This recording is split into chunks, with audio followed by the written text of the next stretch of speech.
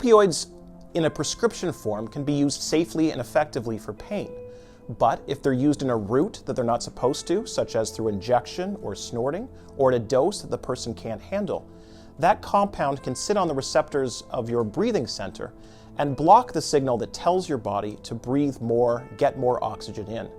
In those situations, one will find somebody often with very small pupils and not breathing adequately for what their body needs. This is an emergency.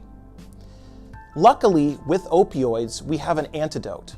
We have a compound that will come and will kick that opioid off the receptor and allow that breathing signal to be able to get through.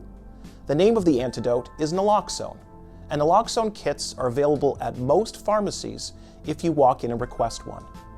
Consequently, if you or loved ones in your house have access to opioids on a consistent basis, or if you know of someone struggling with an addiction, it would be useful to explore going to your local pharmacy, obtaining a kit and the health teaching required in order to use it safely and effectively.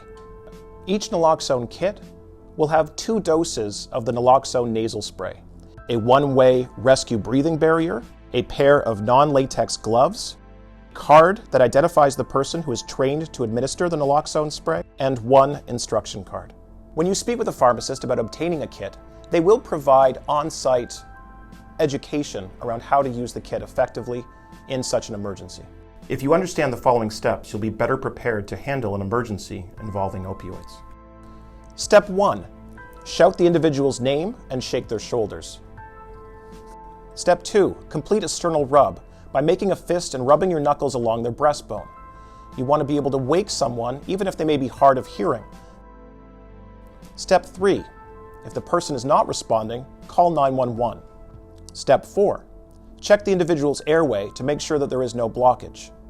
Step 5. Ensure the individual is on their back with their chin pointed upwards.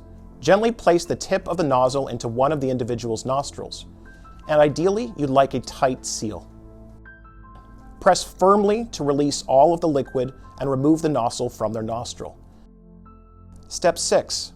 Perform rescue breathing and chest compressions if necessary. Step 7. If the individual is still not responsive after 2 to 3 minutes, administer the second dose of naloxone in their other nostril. It is important to stay with the individual until help arrives. If they become responsive before the ambulance arrives, explain to them what has happened and let them know that help is on the way. Do not leave their side at any point. In an emergency, call 911. But please look below this video for a number of links and different resources to reach out to if you or a loved one is struggling with a potential addiction.